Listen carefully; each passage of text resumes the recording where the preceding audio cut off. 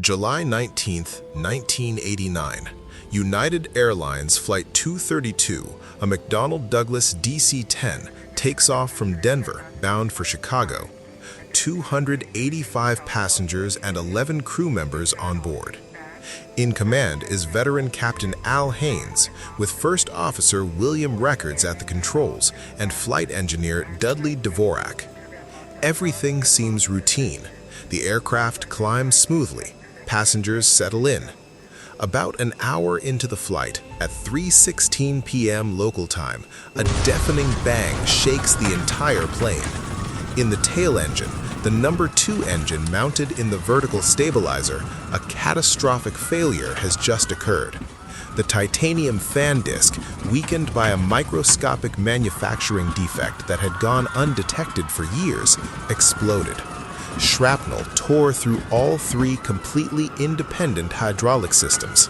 The lifeblood of the aircraft was gone. No flight controls, no ailerons, no rudder, no elevators. Total loss of hydraulics. And at that moment, the crew still didn't fully grasp how bad it really was. In the cockpit, all hell breaks loose. Every hydraulic pressure gauge drops to 0. The plane starts banking right and pitching up uncontrollably. The pilots try everything. It does nothing. Then a passenger steps up. Dennis Fitch, a United DC-10 training instructor who was sitting in first class, offers his help. Now there are 4 people fighting to keep the plane in the air. 2 on the yokes, the flight engineer, and Fitch working the throttles. They invent a technique no one had ever trained for, controlling the aircraft using only engine thrust. More power on the right engine to turn left. More power on the left to turn right. Differential thrust to adjust pitch. It sounds insane, but it worked. Slowly, they begin guiding the crippled jumbo in wide right spirals toward the nearest airport, Sioux Gateway in Sioux City, Iowa. The aircraft is barely controllable. It wallows, it hunts, it refuses to stay steady. The crew requests runway 22, which happens to be closed for maintenance. Fewer people on the ground. A small mercy. They're coming in too fast, too steep, and too high. Fitch is constantly juggling the throttles while Captain Haynes keeps the plane from rolling. Over the radio, his voice stays remarkably calm. We're just trying to keep it under control. In the cabin, flight attendants prepare the passengers for the worst. Some people write notes to their families. Others pray in silence. What's remarkable is how composed the entire team remained.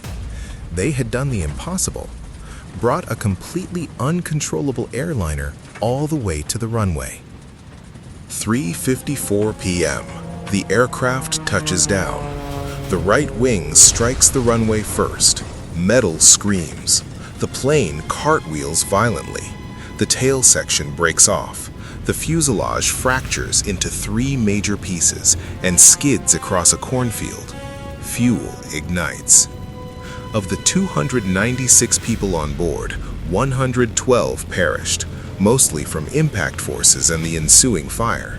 184 survived. The pilots all lived, despite serious injuries. 1 passenger later died from wounds. It wasn't a landing, it was a controlled crash.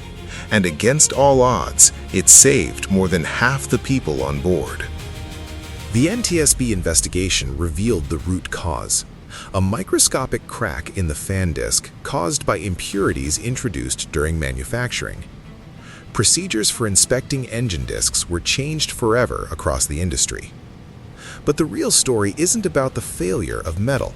It's about the triumph of human skill and courage under pressure. Captain Al Haynes later said simply, "We were just doing our job." Dennis Fitch, the off-duty instructor, and the entire crew showed what's possible when people refuse to give up, even when every textbook says the situation is hopeless. Every time you board a plane today, remember Flight 232. Sometimes, even in the worst possible moment, human beings can still find a way.